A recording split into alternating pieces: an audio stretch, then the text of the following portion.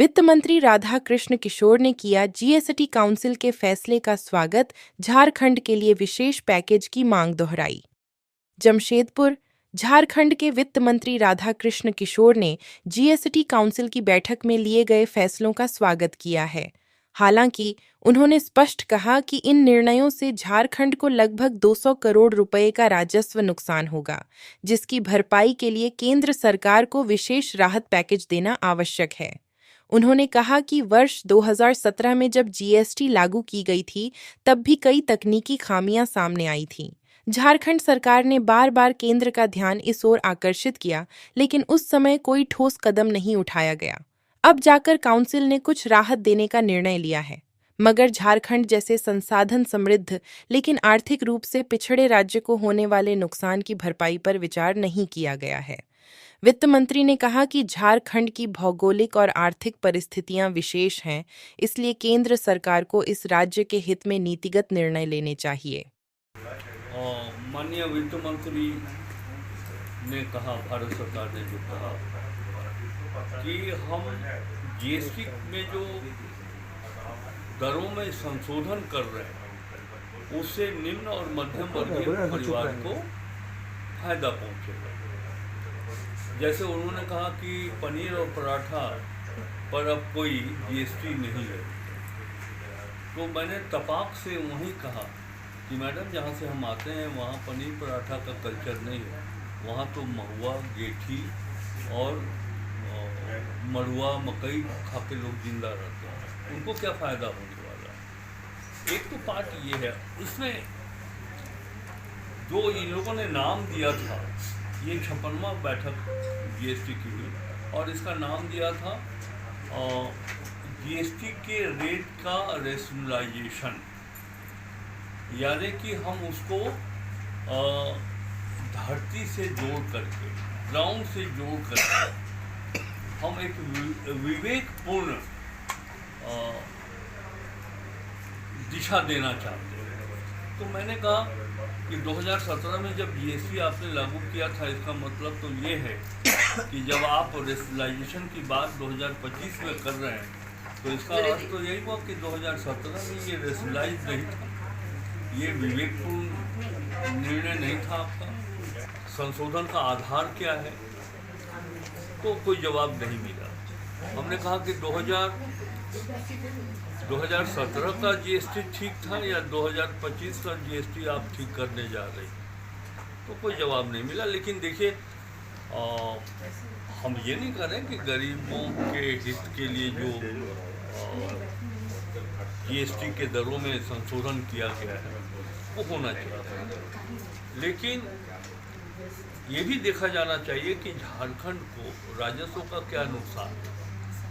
हम वैसे स्कीमों की बात नहीं कर रहे हैं जो गरीबों से जुड़ी हुई स्कीम है, जिस पर जीएसटी के दर को घटा दिए जाने से गरीबों को लाभ पहुंचेगा। हम उसकी बात ही नहीं कर रहे हैं।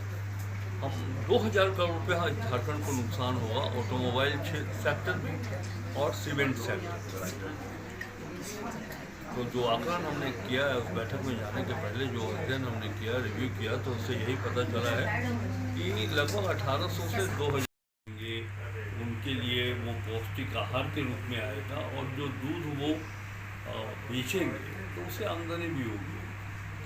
तालाब आप वैसे जगहों पे दीजिए जहाँ छूता रहा है, जहाँ तालाब नहीं है, तो उससे क्या होगा कि मछली पालन भी लोग कर पाएंगे, आजीविका का भी साधन हो जाएगा।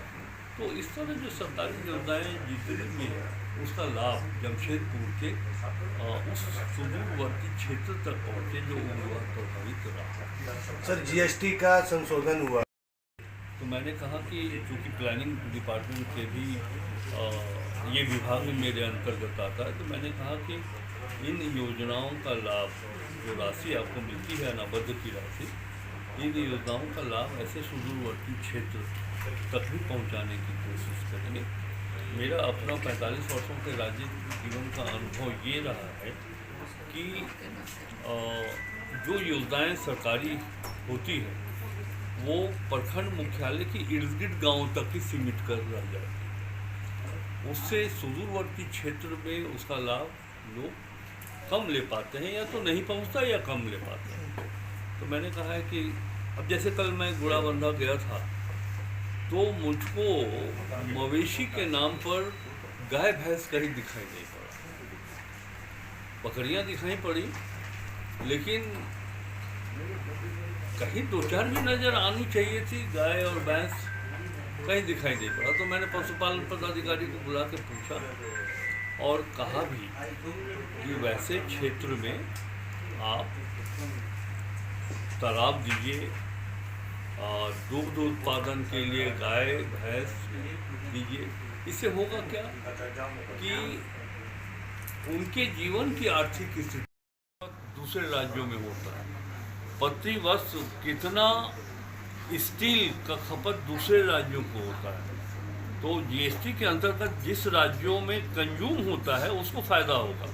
हम मैन्युफैक्चरिंग स्टेट है, हमको कोई फ़ायदा नहीं हो रहा है। और आपको बताएं कि लगभग 78 to 80% कोयला और स्टील दूसरे राज्यों में जाता है।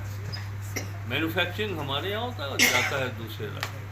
तो लॉजिकली हम तार्किक दृष्टिकोण से कहा कि देखिए, झारखंड को जो नुकसान हो रहा है, या झारखंड ऐसे कई ऐसे प्रदेश है, जैसे हिमाचल प्रदेश है, छत्तीसगढ़ है, तो इन राज्यों को जो नुकसान होगा वो अब कंपनसेशन तक नहीं थी। कल मैं गया था सांगठनिक कार्यों से गुड़ाबंधा। भैया थोड़ा आप चुप रहिएगा। क्योंकि मैं पलामू जिला से आता हूँ, तो हम जानते हैं कि जो इंटीरियर हैं, पहाड़ के नीचे गांव हैं, उग्रवाद प्रभावित गांव रह चुके हैं, या वो क्षेत्र उग्रवाद प्रभावित रह चुका है। वैसे गांव में मुझको लगा कि कुछ डेवलपमेंट का काम हो जाए तो लोगों को हमारी लोकतांत्रिक व्यवस्था के प्रति विश्वास बढ़ेगा। और मैं समझता हूँ कि उग्रवाद को पूर्ण रूप से समाप्त करने के लिए एक महत्वपूर्ण कदम ये होना चाहिए कि जो समाज के वंचित समुदाय रह गए, जो क्षेत्र विकसित नहीं हो पाया है, सरकारी योजनाओं का लाभ वैसे क्षेत्रों तक पहुँचाया जाए। इसी संदर्भ में कल शाम को डीसी जमशेदपुर से बात किया था और उनसे ये कहा था कि हम लोग आधा घंटा के लिए बैठते हैं। तो आज भूमि संरक्षण विभाग के जिला अधिकारी, जिला स्तर के अधिकारी, डीडीसी, डीसी और गुड़ाबंधा के वीडियो, सीओ और जो पशुपालन विभाग के जिला स्तर के अधिकारी हैं, उनको बैठा करके हमने मीटिंग ली। हमारी जिला योजना के अधिकारी